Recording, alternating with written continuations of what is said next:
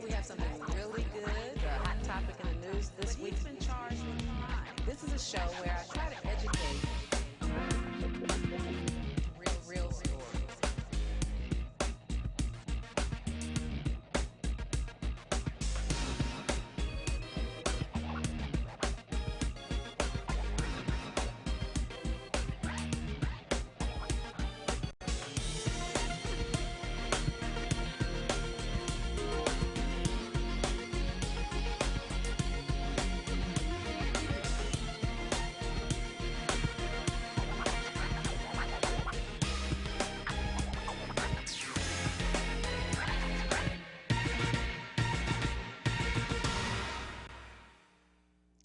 Welcome to Truth and Justice with Vivian King. We have another hot topic for you, a very interesting story that we want to tell today.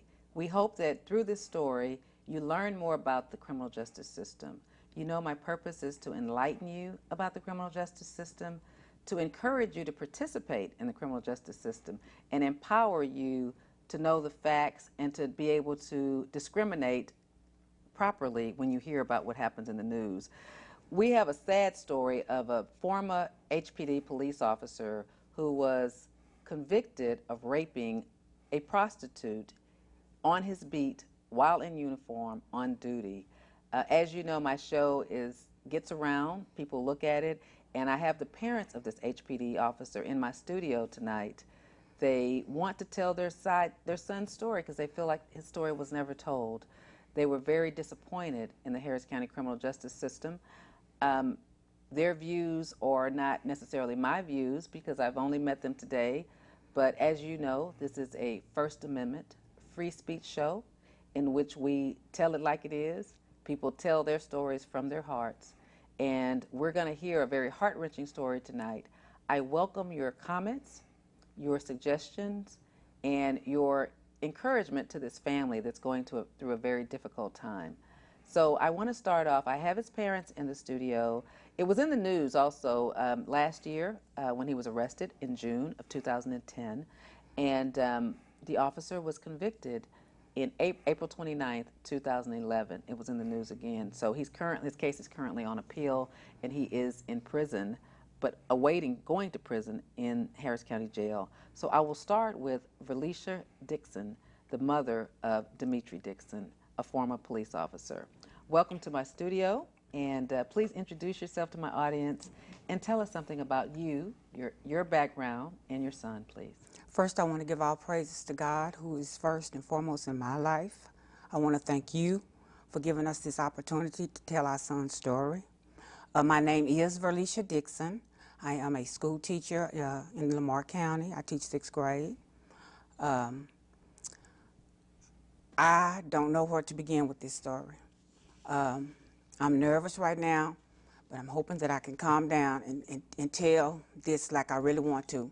Tell us how your son got to Houston. Tell us about his educational background and how he actually got from Paris, Texas, where you're from, Lamar County, right, which is about 6 hours away, right, near Dallas, right, and how he got to the Houston area. Well, Dimitri he graduated from Prairie View A&M, criminal justice major. He graduated and he just decided that he liked the Houston area at that time. And when he graduated, of course, when he talked about being a police officer, the family was kind of oh God, police officer. But we didn't want to disencourage him because, you know, we can only guide our kids. We can't set, you know, their careers for them. So he chose to be a police officer. He was really excited about it. I mean, put his heart into it. Loved his job. He communicated back and forth with his dad almost every day, telling him about, you know, the little things that he would go through each day. So when this happened on June the 4th of 2010, I'll never forget that day. I was at work, and my husband came, and the thing that I thought was he was coming to tell me that Dimitri had been shot. Oof. And I didn't know how I was going to handle it, but when he told me rape, I thought, no, they have the wrong person. So I really, you know, I just kind of shook it out because I was like, okay, he'll stay up there for a few hours and they'll let him go because I know my child. Rape? No. So after a few hours, you know, he finally was able to call And then he was like, they were setting the bond. Bond kept going up and up and up, and I'm going. Where did it start? Where did the bond start? I think he had like, at first it was like 2 counts, wasn't it? And then it was like 60,000. It's usually like 30,000 a case or 20,000 a yeah, case. well, honey, his bond ended up being 12,000. No, his bond was $120,000. $120,000. I meant. 120,000. Yes. Wait, $122,000. Right. So you had to end up paying. You have the receipt here before me. You ended up having to pay $12,200 to a bondsman on June the 5th, 2010, to get your son out of jail. I have the bond receipt right here. Right. Okay, so we did all of that. And, you know. So you had to come down to Houston to bond him out. Come down to Houston, bond him out. And by us being in a small town, we didn't know anybody here, didn't know. So what we did, we reached out to friends and stuff, you know. Well, let me let your husband talk for a moment. Okay. Reverend Dixon, let me get to you. Since you are a preacher in Paris, so apparently you reached out to ministers here in the Houston area to ask them about, what do we do? How do I find a lawyer? Because you don't know anything about the lawyers here. What did you do to try to find your son a lawyer? Well, what I did, I called a friend of mine and asked him if he knew of any lawyers, and he knew some different people that were basically in the justice system. And so he, in essence, talked to them, and they kind of pointed him to 2 different lawyers. And at that time, you know, I went back and I was sharing it with my wife and him as a reference to 2 different lawyers that he actually pointed us to. And so we kind of got together as a family, and we chose one of the lawyers, you know, but also actually what happened was they had already talked to one other lawyer, but then we decided as a family more so as a reference to picking this particular lawyer. But going back, basically, first of all, I'd like to also thank God for being here, as well as I want you to know that I'm appreciative as a reference to you having us on your show. But the initial thing that transpired as far as the reference to my son was that when they initially arrested him, they put him in general population, which I felt like was wrong because of the fact he was a police officer. And then some of the things that he encountered somewhat on the initiation of him being arrested was that he met one guy in the cell who he had prior arrested. And there was another guy who asked him, was he a police officer? Because by this time it had basically hit the television. And initially, also, the judge as well as the chief of police went on national television with allegations, which I felt somewhat that it was premature, without having all the substantial evidence that I felt like that should have been, you know, before they took and went out on national television. And so I also received that call prior from my son, and him more or less telling me, you know, what it basically transpired that they had him, and then they were questioning him about had he did this to these different prostitutes or whatever. But at the same time, I was telling my wife that, you know, she needed to come down there because I couldn't come because I pastored a church. Actually, I pastored a church in Commerce. And some of the other ministers also around here in the city of Houston I have reached out to. There have been a couple of guys who actually, you know, stood in the gap for my son. My son started going to their church at the time that he was going through the process, and I felt like he did a marvelous job. Reverend Stan Hilliard at the time, St. Luke Baptist Church, and also Reverend Michael Dickens and Reverend Will Fortune, who I knew, you know, prior, as well as many other ministers. I felt like he was, at the time he was going to the church with no walls, which Ralph West was the pastor, and I had the opportunity of going to school with Ralph West. But at the same time, like I said, I don't feel like he did a substantial job as a reference to being a pastor by reaching out to my son. So you think he kind of abandoned your son? Yeah, I think he abandoned him by all means. I really do. You know, I feel like when you're a Christian and you really have the kind of love that Christ teaches more so as a reference that we ought to have, then you ought to be willing to at least kind of reach out to that person and at least place them into a ministry that can minister to them during the time that they're going through the encounter that he was going through. I understand. I've been through something like that with my preacher. So I do believe when you're going through a difficult time, a big minister like West might not be able to do it himself, but he should certainly have a disciple at his church that could help your son during a difficult time like that. So I can understand your frustration. But it's you're lucky that you did find other ministers that did stand in the gap and minister to him and help him, because it took a year before his case actually went to trial. So he couldn't work because nobody's going to want to hire a police officer that's accused of rape. Exactly. So he had to, how did he survive? How did your son survive during that time? Well, he survived because of the fact that me and my wife basically put our resource together, you know, and helped him in every way we could. And then there were many other people within the city of Paris who actually helped us, you know, like in different fundraisers and stuff like that. And we were able to do that. and also I do want them to know that I'm appreciative of all the things that they have done as well. And so that's basically how he survived. And not only was my son a police officer, but also he was security guard at the apartment complex that he was living in, in which I personally went around and talked to all of the different managers within the bounds of that apartment complex, and none of them had anything bad to say about my son. All of them knew him, you know, on first-hand basis, who basically talked about, you know, the thing that he had done since he had been there, that they had seen more or less, you know, the apartment complex for its crime rate go down and things of that nature. And so, you know, he was always, Dimitri was always a real loving person.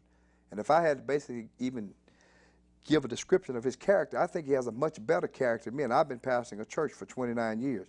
He's always shown love for all different type of people, and even he told me in the process of this going on, he said, Father, he said, did they see me when I was giving my clothes to those hungry people? Because a lot of days he'd say he'd meet different people on the street that were hungry, people that needed clothes. He'd give them his clothes as well as he would feed them. And so I couldn't believe that something of this nature would happen to someone such as Dimitri.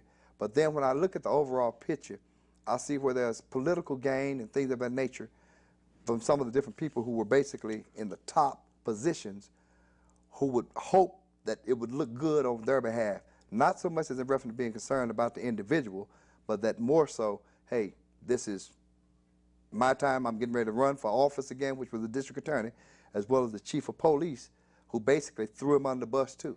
Because I tried to communicate with the chief of police. I did, personally. I tried to reach him, I couldn't get him. They said, well, he can't talk to you. But like I told him, I'm from a country town, small town, where you can talk man to a man.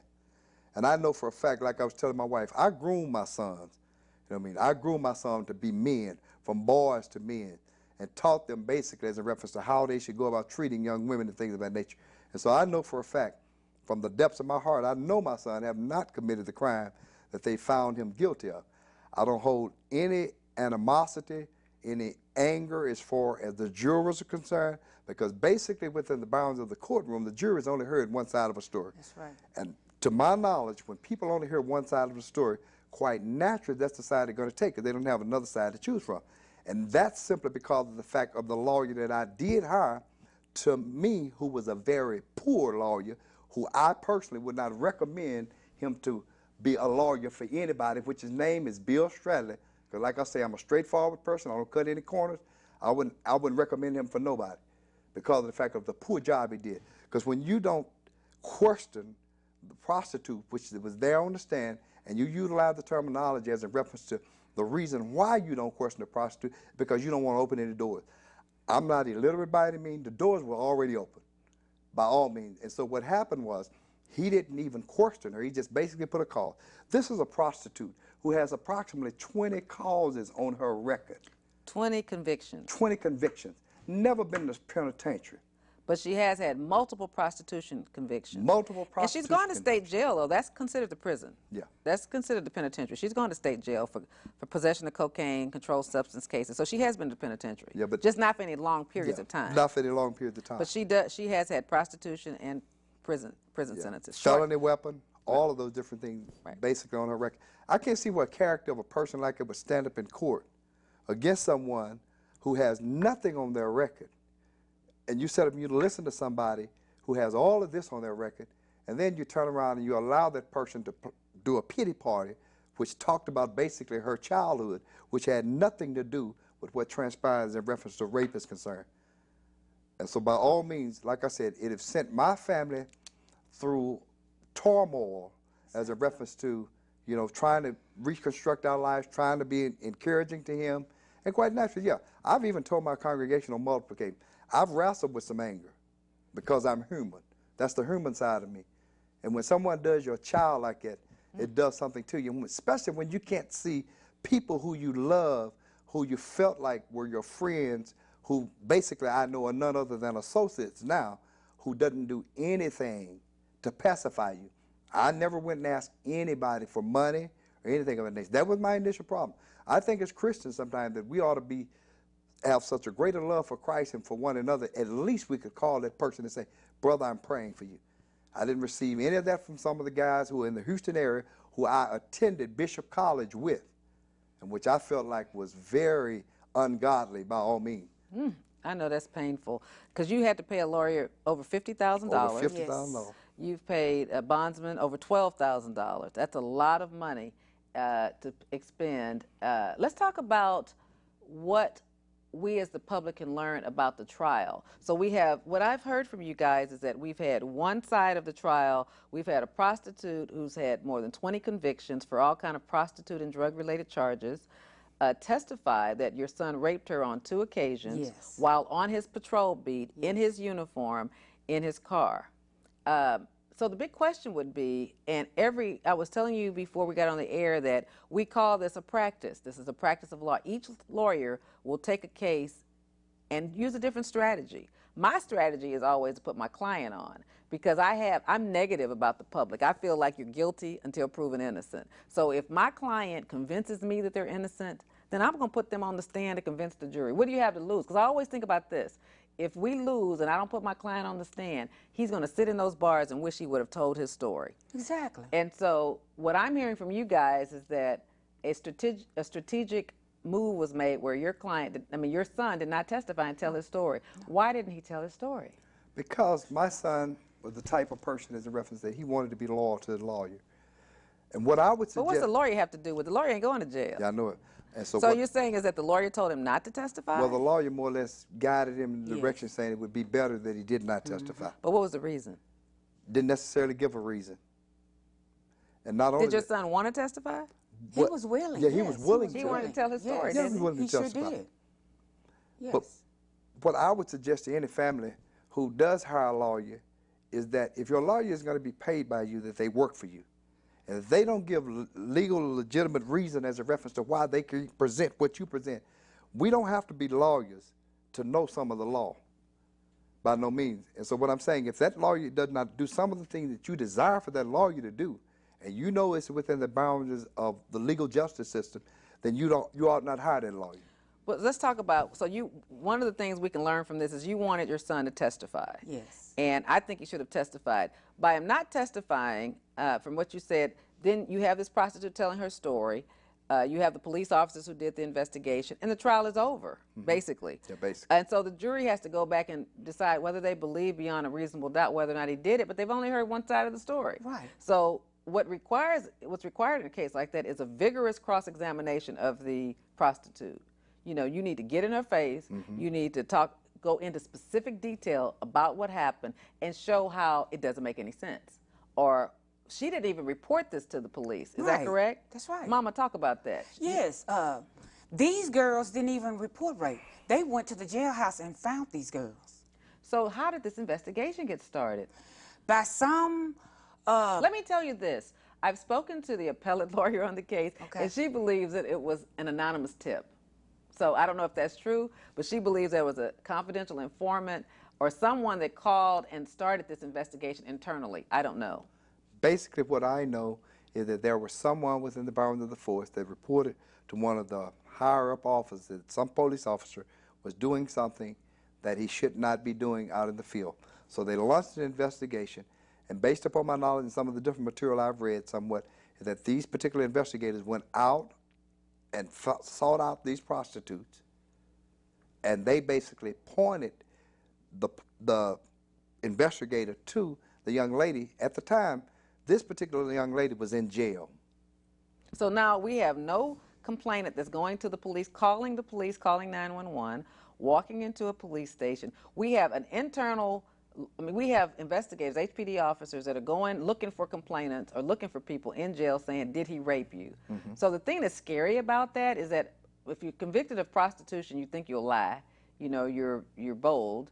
And wouldn't you want to say whatever that officer asked you, that investigator asked you, to try to curry favor with him so that you can get out of jail, so that you can testify, or so they'll go a little lighter on you with your sentence? Yeah. Yes, because in you this, think that? there was no DNA, no video, no audio, nothing. They had nothing on Demetri. Word of mouth. Just word of mouth. And then, so they go and they find her and other prostitutes, and they say that he's done this to them. It's crazy. Let's take a call. Caller, you're on. Turn your radio or TV, turn your TV down, and just ask me a question and just talk to me. All right. On the phone. Another great show, Mr. King. And, I feel the families, I won't say pain, but pain. But is it possible? Because, and let me ask you this first of all. Was it a white prostitute or black prostitute? You know it. She was a white. Hispanic. White Hispanic. Yeah. White Hispanic. Oh, wow. She was white. Well, He's black. I'll just put it like this. Now, you do have a lot of police that are doing things out here in the streets. Just because you're police, they'll make, and unfortunately, it's a lot of brothers do crooked things now. I said that he raped her, but it's possible he was just having sex with him, and he got caught up because they know that he was picking up prostitutes and having sex with them, and probably that's how he got, it might not have been rape, but, it was unethical probably what he was doing, and because it's hard for police in this city to get convicted on rape charges. It's not as hard, sir, when you're black and the girl is white. But let me tell you what's awful. And I have been a hearing examiner for the city of Houston where I hear police officers' grievances. And unfortunately, a lot of those grievances are geared toward cops against cops, but they're white cops against black cops. What troubles me is that this police officer, of course, is black, and that it's more believable. Most rape cases come from a girl filing a complaint. And I've known of prostitutes to file a complaint. But remember, she didn't file the complaint. The officers went after her. So you could think that maybe went after her to see if she would testify against him. So it could have been an officer that he was competing against for a promotion. Remember, he has a college education, and a lot of police officers only have to have 60 hours, like not a college education. So you don't know what might have motivated this cop. It's just suspicious, and I guess what the family's concerned about is she didn't come file a complaint. I'm not saying it would be more believable to me if she came and said, look, I know I'm a prostitute, I know I'm a hoe, but this man y'all need to check on this cop. Exactly. You understand what I'm saying? But remember, she didn't do that. They're going looking for prostitutes to testify against him.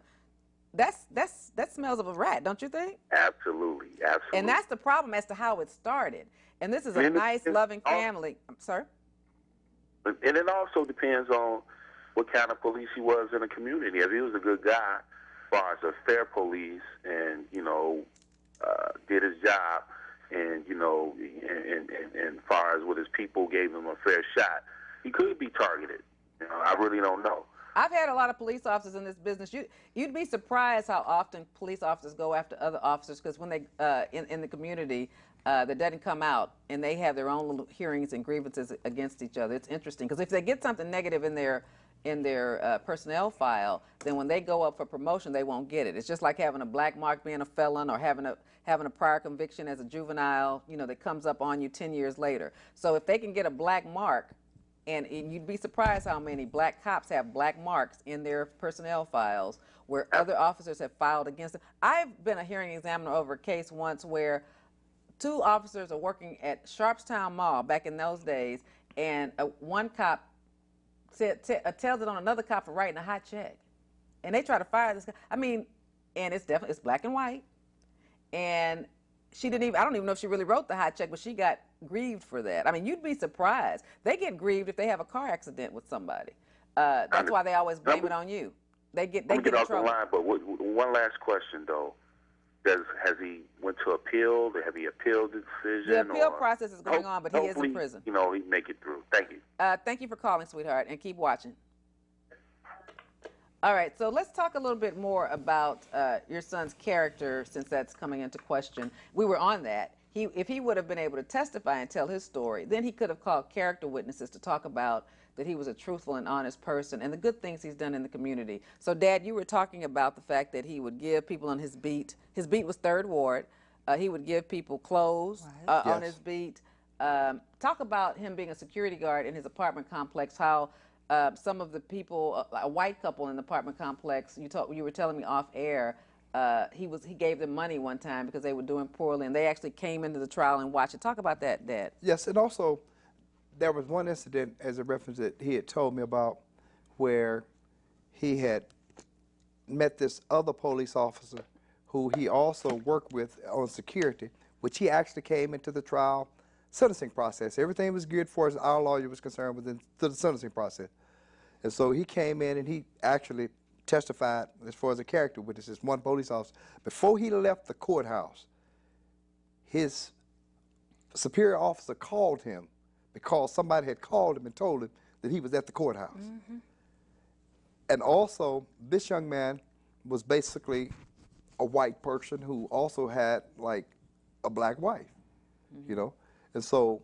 And that's what's so cold about the DA's office. I was in the DA's office, and I always found it a little unfair, like if a defense lawyer subpoenaed a cop, then the cops couldn't wear their uniform. But if the DA's office subpoenas them, they can't because they don't want that influence. And so even though I was a prosecutor and I was definitely wanting to do right by the people that I represented in Harris County, that I take very seriously because I hate violence, I hate crime. But the process still needs to be fair. And a lot of prosecutors will call a superior officer if a defense lawyer calls a cop. And that's not right because you're going to have friends that are cops. I mean, everybody has friends that are cops that can testify to people's character. So you shouldn't be calling his boss because he testified for the defendant, because you shouldn't be trying to unfairly influence the process. A prosecutor's oath is not to convict, but to see the justice is done. So you shouldn't be calling someone superior officer because they got subpoenaed to court. Every citizen has to answer a subpoena. Let's take this call. Caller, you're on. Please turn your TV down and listen to me. On the phone. Sure. Hello, how are you? I'm pretty good, Vivian. Hey, who is this? My name's Evan. Hey, Evan. I stay over here in Herm Clark. Okay, Evan and Hiram Clark. Thanks for calling. Yeah. Hey, I see you guys up there discussing about HPD. Yes, sir. Yeah, I had an issue with HPD a while back. The police, they came up, and I looked in the sky, and I said, God, why is this happening to me? And they took me to the mental ward and locked me up for like 14 days because I looked in the sky and talked to God. Wow. And I lost a lot of money. I lost like about $10,000, from a job. And I produced music, and I was real upset about it. If you have any issues with HPD, you gotta, I'm a veteran, and I worked in a special forces community over at the SEAL teams over in Coronado, California, a little bit outside of San Diego. So I'm kind of trained, in what it is to be, how you deal with people, and, being a public servant, especially on tax-funded payrolls, Okay, thank you for calling. Now, do you have any comments on the show tonight, sir? I'm sorry? Do you have any comments on the show tonight on the pain that they're feeling about their son? Beautiful, and I wish you nothing but success, and you're touching a topic that a lot of people are losing their lives because they don't have the know-how of what it is that you're explaining on this station right here. So well, thank you for watching, and don't forget to vote for me in November. I'm going to be on the ballot with Obama. Okay. Oh, I'm going to vote, and I'm going to record it, and I'm going to put it on YouTube. Thank you. I'm running for judge. Look me up on my website. Okay. Love you too. All right. Bye-bye. Okay. So, continue. His character. Yes, sir. As in reference to, Demetri received approximately 32 letters that was given to his lawyer on his character. Some of his professors that actually taught him Prairie View sent character letters. Some of the people that he grew up with sent character letters. Teachers. Some of his We also did a show on the radio where there was approximately, I don't know, probably 10, 14, 15 people who actually spoke of his character. Now, that's on the radio, but did they come in the courthouse and testify? No, they didn't come in the courthouse and testify. It was actually a show set up by a lady who had a talk show, and she wanted to do something along the line as a reference to some of his different people that he grew up with, speak on his behalf as far as his character was concerned. But then as far as the ones that the lawyer received, he didn't request that any of them come in and speak on behalf of his character. So they basically weren't asked to come testify. He had the 32 letters, but didn't pick the best ones to come testify. He picked some during the sentencing process. Yeah. During the trial process, there was no individual that was picked as a reference that would come in and speak on his character. Now, I do understand that in order for him to utilize those particular people, then Demetri himself would have had to have gotten on the stand himself. Which he should have. Yeah, and I think so by all means. Because like I said, because if you're going to get convicted because you told your story and they didn't believe it. Yeah. But at least have the jury to have two sides to listen to. Yes, Exactly. You know, because like you said, your son never even had a traffic ticket. Right. So, you know, you have this girl with 20 convictions that did not file a police report. Exactly. And so, have Now, we what explored... season hold let you rape her twice? Oh, and she said she got raped twice? He raped her twice. And now, let's talk- she's a season hoe. She been out there since she was 15. My son was a rookie cop. And she was what, about 30? Yeah, 27, 28. 27. But she been on the street since she 15. Now, why you gonna let a rookie cop, rape you twice? On 2 different occasions? Yes. In broad daylight? Yes. In public? Right. Let's talk about, y'all told me about one of the rapes, how it happened. Let's talk about that incident where The particular supposedly... incident that my son explained to me as a reference that transpired between him and the lady that he was convicted No, of. talking about what the police said happened, what she said happened, then your son's side of the story. What the lady said happened? Right, Okay. Felicia. She said basically that they was at Jack in the Box one morning, her and another guy. He pulls up, he sends the guy away. He takes her to... No. You said that, you told me off air that your son, in his police car, drove up and saw the prostitute slapping a man. Oh, that was the That's other what it one. was. Yes, Yeah, okay. that's how it happened. He told me that what happened was the encounter that he had with the lady was that he pulled up. They was at a Jack in the Box. He saw this lady slap this guy. He pulls over. He asked him what was actually going on. He asked the guy, said, "Sir, I saw her slap you. Do you want to file charges?" The guy said no. He, in turn, turns around and runs her on his thing to find out if she have any warrants. She, in turn, says that he sent the guy away, puts her in the car, takes her somewhere and rape her. That was the first encounter. She leaves that particular area for a month. But she doesn't file a police doesn't file a report. police She doesn't report. walk into the police station. She She didn't doesn't take- go to the Get a rape hospital kit. to get a rape kit Nope. done so she None can of that. so she can show that she been raped or her vagina's been penetrated. She didn't do any of that. None of That's that. the first occasion. Right. That's the And first then occasion. the second occasion, she says, now remember, she's saying this when the police go find her in jail and she's telling these stories. These weren't reported. So the second encounter is what did she say? The second encounter was that after she had left that area for about a month, she goes to the north side of town, and then she comes back. I know she goes to the south side of town. Then she comes back to the area that she actually got raped in. And that's the southeast. His patrol is the southeast part, Yeah. 3rd Ward.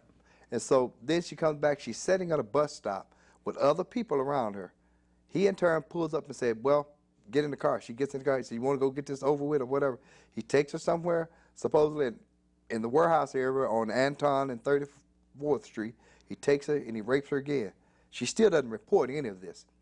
The only time this particular person, to my knowledge, based upon the information that was given, reported anything was after this particular officer goes to her and asks her if someone had did this to her. That's when she goes to talking about it, telling, and supposedly, based on the report, she went to crying and all of this, which is quite natural for someone who's in jail, who's needing some more crack, would automatically go crying or whatever to get out and get whatever they needed. And so, like I said, credibility, she has a very poor credibility as far as the reference to her being and holding the position.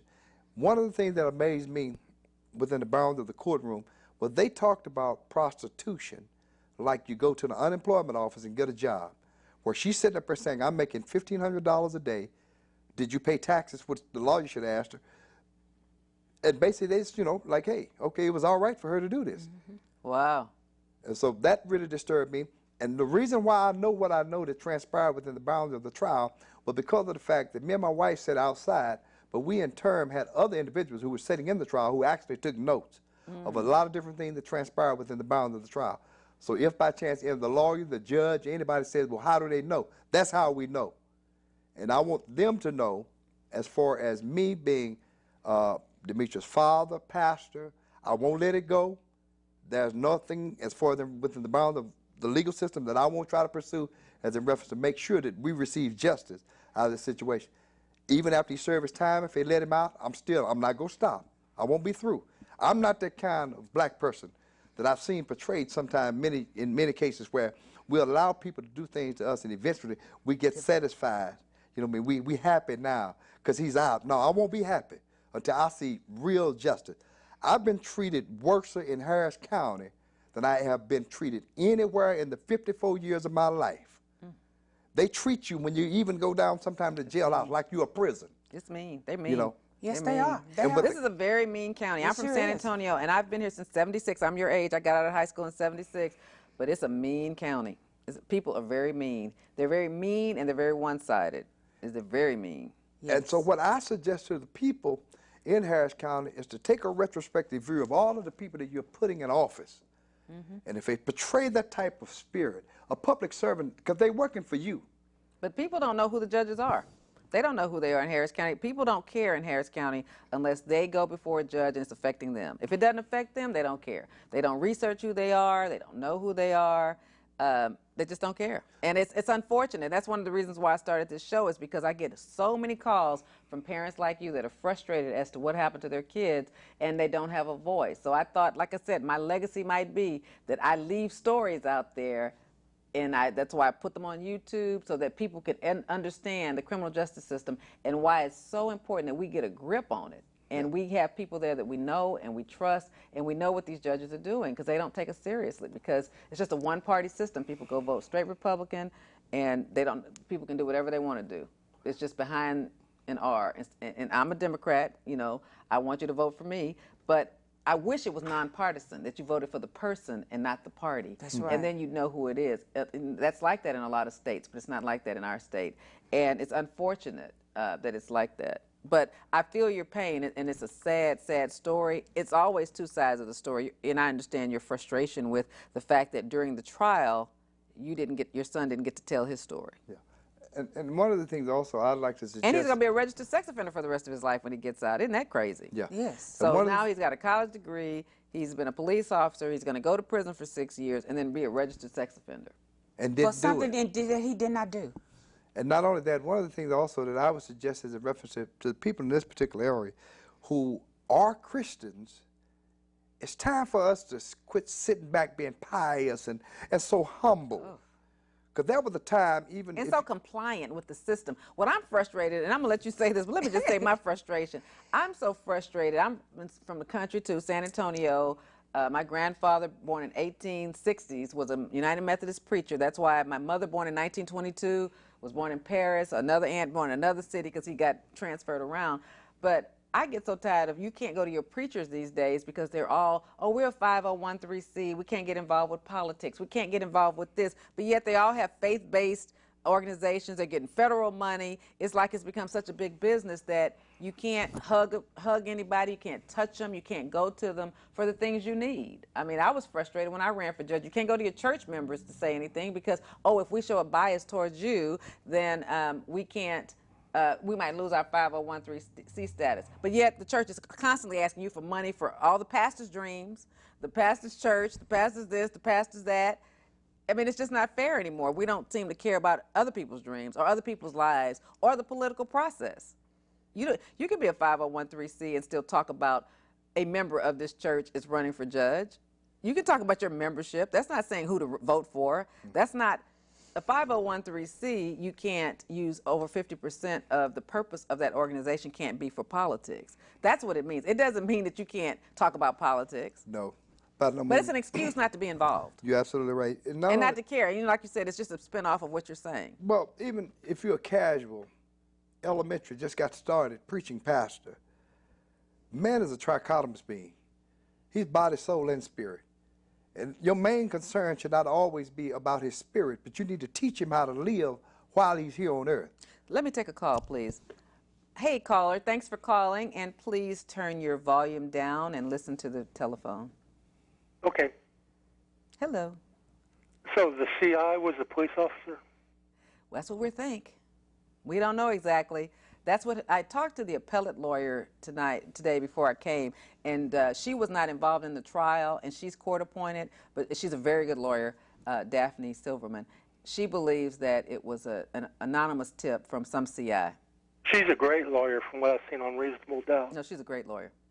But wait a second, the lawyer took $50,000. More than 50. We're just not saying how much.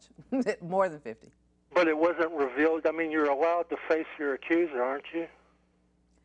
Yes, and he did face his accuser because the girl got on the stand. So the defendant, which is their son, Dimitri Dixon, faced his accuser. So that means she got on the witness stand, the prostitute, Fifi, raised her right hand, swore to tell the truth, the whole truth, and nothing but the truth, and he got to face her with his lawyer cross-examining them. But the family's frustrated because they don't think that he really went after her. You know, like a female lawyer like me would get in her face. Do you understand what I I'm saying? understand she was the accuser, but wasn't the CI also? Oh, no. Yeah, the CI, that part didn't come up, right? No. No. No. That No. didn't Her come up. lawyer should give the money back. That seems to be so incompetent and unethical, whatever. Thank you, sir. Don't you think that's crazy when the girl didn't even report it, that they went looking for her? Like I said, what scares me about their case is that I know cops will do things on other cops, and so they're investigating. She didn't even make the complaint. When they go find her, she's in jail. That's just something wrong with the complaint. I mean, I think the lawyer should have honed in on that and harped on that during the trial, that she didn't even come to the police and make a complaint. Why didn't you make a complaint if this happened to you? So one other point, please. It's going to cost a lot of money to get a transcript of the trial, right? Oh, they have that because they had Daphne is doing it court appointed, so there's a free transcript that was provided to her because he's indigent, which means he didn't have enough money to do it since he's in jail. So there is a transcript, and now the transcripts are on CD, so she might be able to save a copy for the family. What will happen next if they lose the appeal is the next step would be to file a writ of habeas corpus, which is another procedure in which another lawyer can do another investigation, start over, and talk about all the errors that happened in the trial, and that would be the next process. It's going to be a lengthy process. He could be out of prison by the time they finish it. Well, good news is that... Please put his picture up while we're talking, Director. Go ahead. I'm sorry. I think with Daphne Pattinson, you have a good chance. She seems like a great lawyer from what I've seen. She is. Patterson is her maiden name. It's Silverman now, but she's a great lawyer. And this is their son. He's the black guy on the picture, taking his oath. He sounded like an exemplary officer. And how did they find out about your show? How did y'all find out about the show? Because they live in... We actually were searching the internet, and one of the shows that she did, I knew one of the guys, and so in turn I started searching and I came up on it, where I don't know, they just called me. No, I emailed you, remember, and I said, please, please, please, I begged you. Oh, okay. I have been emailing a lot of talk shows and people, and you answered me. Yeah. I have a hard time. I obviously don't have a live caller. I answered them probably late at night. I answered their email. They found me through my website, I guess. Yes. Yeah, but they had seen a show that I'd done. Because every few weeks I get the shows put up on YouTube. My YouTube channel is Vivian R. King. So all of my old shows, except maybe about 2 or 3 are on there. So I put them on YouTube. So they had seen another YouTube episode. And this is really... What was his name? Johnny Binder, Johnny Jeremiah. What is Barratry? That was it. And Johnny Jeremiah is a minister, Minister Jeremiah. So he'd seen another minister that was on a show I had. I can't miss this show. You're so sweet. Really been great lately. Oh, good. We got some good topics. Thank you. I'm going to have to do a little local politics eventually. I have some people calling about some things that are going to be on the ballot, but we'll do that in September. But I have been lucky to have some really good shows. We're working on a real good one that should be a book and a movie. The lawyer Hayburn that was here last week from Huntsville. There was a show about, there was a man named Eroy Brown that broke out of prison and killed guards and got acquitted and then eventually got convicted for something else. But he's out of prison, so we're working on trying to get a bad Eroy Brown to come tell his story. It's an old story. It's like a 35-year-old story. But yeah, we've been lucky to get some good ones. If you know of any, please call my office. My number is going to be at the end of the broadcast. Okay. Okay, and good luck to the Dixons. Thank you. God bless you.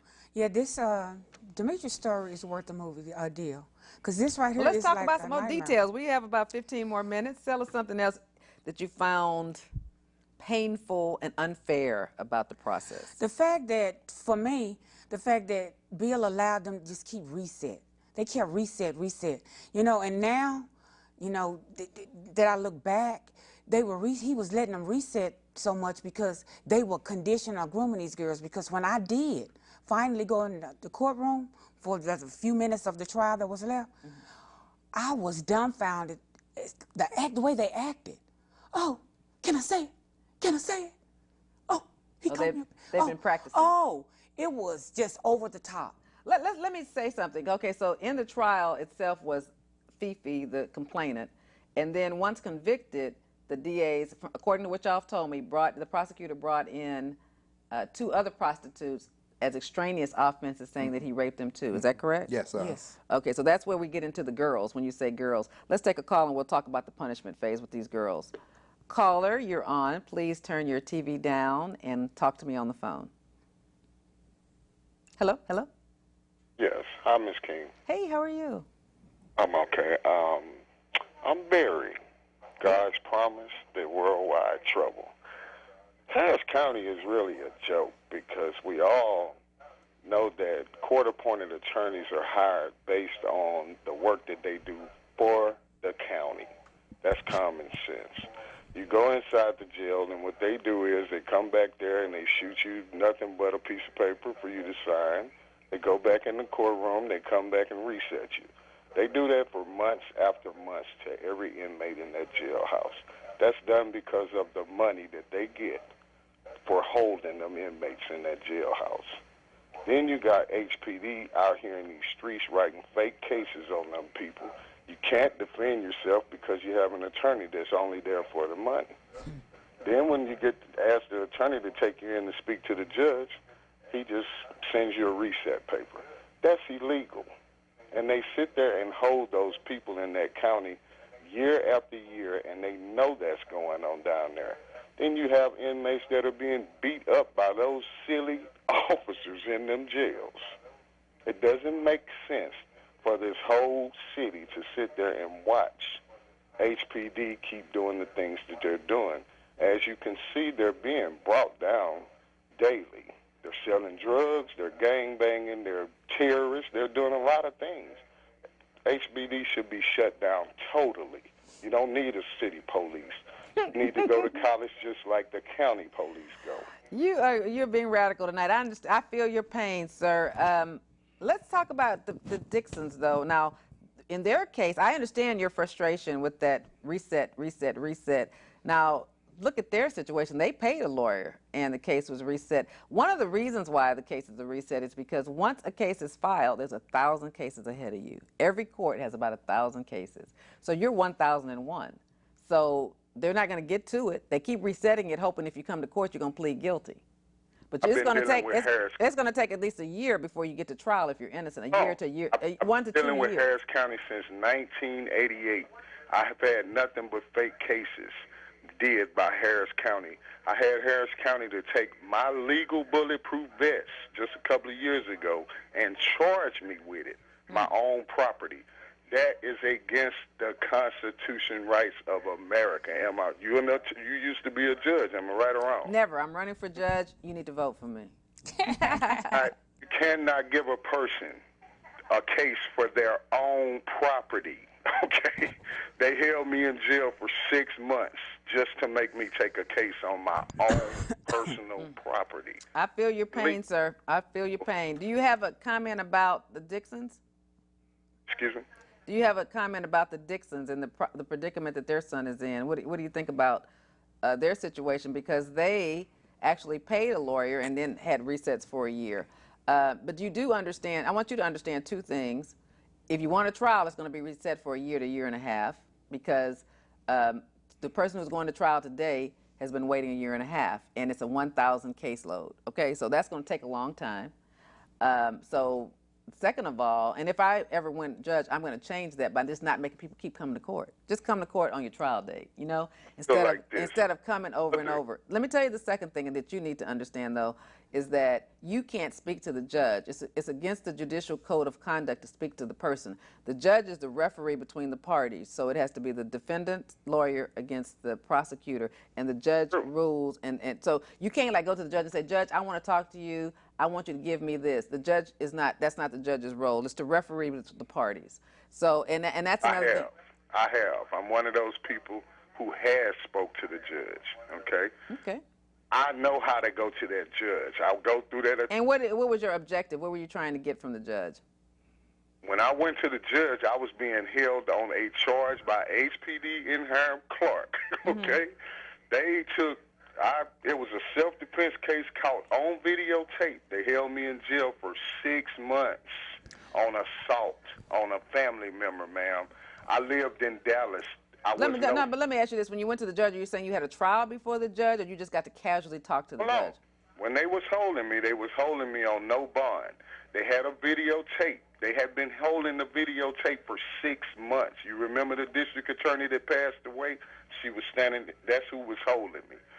She turned. I don't know of any DA that's passed away in Harris County, but we don't have much time. It was in 2005. I went before the judge. The judge told her, "Y'all have a videotape in this case?" And she told her yes. Because I told the judge, I said, they've been holding me 6 months, Your Honor, on a tape that it takes 5 minutes to look at. When they looked at the tape, the court-appointed attorney brought me that videotape back there. That 2 weeks later, when the judge ordered it in the courtroom, he broke it. Okay? Who broke it? The evidence. Who broke the tape? Hold on. And they got me to take a lesser charge. All right, well, call my office, baby, if you want to come tell your story. So we're gonna have to summarize this, but you're welcome to call me and talk to me, and you can be on the show one day and tell your story because it sounds like you have a lot to talk about. Okay? Yes, Okay. absolutely. I would love for you to come tell your story. Okay, we're gonna try to. The guy that's on the internet, I'm Barry, the Son of God. That's me. Okay. Around the world, that's me. God bless you. Hey, I'm doing it because of what Harris County done to me. I'm giving them up. Believe me, it's a lot that's going on in the White House with me and that Harris County, the whole court justice system. God bless you. Okay, so we have about 7 minutes, so let's start talking about wrapping it up a little bit. So what do you want to say, Reverend Dixon? Also, I do want everyone to know that even before all of this happened to my son, Dimitri was a Christian then. He's still a Christian. He just didn't become a Christian after he got in jail. He went to church, and he did basically what most Christians do as a reference for their Christian duty. And so I do want to let that be known. But one other message that I would like to send out to all of the people in Harris County is that whatever you do, start voting. You pay these people. That's true. And if they don't do what you want them to do, quit paying them and see if they keep coming back. And so what I'm suggesting more so as and even as pastors and preachers, it's more the pastoring than getting up on Sunday morning and giving a sermon. As a Christian and as a pastor, you got to have the true love of God in your heart and love the people, not for what the people can do for you, but what you can do for them. That's a good stopping point. Let's take one more call and be prepared to keep talking afterwards. Thank you. Caller, you're on. Please turn your TV down and talk on the phone, please. Yes. Good evening. God bless. Glory to God to all you all that's on the panel. And I think most of the callers on this. Show the sun while we're doing this, please, Mark. Go ahead. I'm listening, sir. Go ahead. I'm listening. All right. This is Brother Felton D. How you doing, Miss King? Good. I'm good, You was Felton. one of my court-appointed lawyers in one of my cases. And, I was. I hope I did you right. All of Harris County court-appointed lawyers doesn't care because you were one of mine. And what I hear about the parents, what they're missing, what the people are failing to hear is that their son is wrongly convicted. If there's no proof, that's almost like they say the proof is in the pudding. If they go pick up this woman from out the jail system, she already got a case facing. Of course, she gonna give her talk up. That's simple. If somebody came and got me and said, hey, man, you want to put it on a police officer, that's like the easiest one to do. But people have a stigma that all 100% of the police officers are bad. Yes. Not all 100% of the police officers are bad. That's right. And by the looks of their parents, I can't see them raising a rapist. By the looks of the mother's eyes, I can't see a rapist in her son. When I saw, I've been in a situation where I was wrongly convicted, and I could understand and see what the system is. It's not going to work for somebody who got God in their system. You have a mayor that does not believe in God in this city. So the people who believe in God under her, I believe when she became in, the chief of the police who was there, he resigned because of his nature with God. And the people who probably represent her don't like the people that represent God. So their son being a God-fearer, it was not only a spiritual attack upon him, it was an attack amongst his peers that know the spirit he possessed. And some people, when evil consumes them, they go on and do what they got to do. And probably at the same time these officers know of his good nature. Like you said, they gonna put a black mark on the black guy, and judging by the picture, he look like he's a black guy. So he is. You know he got dark of color. I know it. He's an easier target. All right, I'm gonna have to wrap it up because we have 2 minutes. But I appreciate you calling in, sweetheart. And will you call in next week too? Yeah, I sure will. But thank you, because you was a good lawyer, and if they could get appeal through you or anything they need to, I know God got their son, and the goodness gonna show through his actions, and God bless them, and I hope that they have get a chance to get that son recognized in a better light than what, because once a person see that it's HPD, they just want something to go bad on them anyway. And they ain't going to look at no good on them. But there are good officers out there, and that's all I want to say. They are good. Thank you, caller, for saying that. God bless you, and we're going to wrap it up. And I'm glad that when I was your court-appointed lawyer, I did you right. It was probably 15 years ago. You did me great. I love you. Love you. Bye. Yeah. All right, so let's wrap it up. We got a couple of minutes. So, Mama, what do you want to say? And I'm going to let Daddy go next. I just want the people listening. This could have very well been your child. Please listen to what we're trying to tell you. The injustice in our son's case was horrible. I don't want this. I wouldn't wish this upon anyone. I'm asking that all of you who are listening to the sound of my voice to continue to pray for us, that the Lord will give us strength to endure this to the end, because we might give out, but we're definitely not going to give up. Thank you so much, Ms. Dixon. Reverend Dixon, please say your closing comments. Also, I do want it to be known as a reference to all of the people that have prayed for my family. I do want them to know that I do appreciate it. And also, I do want even my enemies to know that I'm praying for you as well, because I know the final analysis lies within the hands of God, and by all means, he's going to speak. And taking a quote from a very unpopular quote that was quoted during the time that Barack Obama ran for president. God is go down, Houston. And I believe that from the depths of my heart, from what I've seen. I've studied the overall situation. I've seen not only just my son's situation, but I've studied other trials that have transpired in Houston. And God is going to do some things to where you will know that it's God doing it, and man won't have anything to be able to control it by no means. Because God is sick and tired of a lot of injustice, where we have persistently talked about one nation under God with liberty and justice for all, when some of y'all can take that and utilize it for whatever you want to utilize it as, because it's not true. And I've learned a lot. I've seen a lot. I've changed even sometimes my ministries. God have shown me to where I should have a better heart toward people who are less fortunate and things of that nature. And so I've had a learning experience through all of this. But at the same time, I want to leave the final words to the city of Houston, that you picked the right brother, because I won't stop, I won't quit. So you do what you got to do, because I'm going to do what I got to do in the name of God. I sure appreciate my guest tonight, Reverend Dixon and his wife, Mrs. Dixon.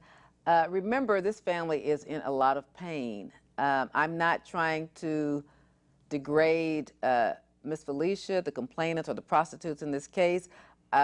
Just like one of the callers said, if you're in jail and they come to you and say you falsely testify against this person, or if you testify against this person, you know, it's going to go easy on you. He said he probably would have done it. So, I mean, people do what they do. Hopefully, if you'll participate by voting, you'll learn who your jurors are. You can go to Harris County website and learn who the judges are. All the judges are lawyers. You can Google them with the State Bar website to see what their histories and backgrounds are. You can court watch. When you get a jury summons, you can go to jury duty and say that you're going to be fair and honest and render a true verdict, and listen to both sides and realize there's two sides to every story. Thank you so much for watching. Hopefully we've learned something tonight. Through the Dixon story and through their pain, we've learned something about the criminal justice system, and we've learned to have compassion for our fellow man and to care about our community. Please participate. I love you. Thank you for watching, and I'll see you next Wednesday from 6:30 to 7:30 when I'm going to bring you another very interesting story. Good night. Thank you for tuning in again. Tonight we have something really good, a hot topic in the news this week. He's been charged with crime. This is a show where I try to educate.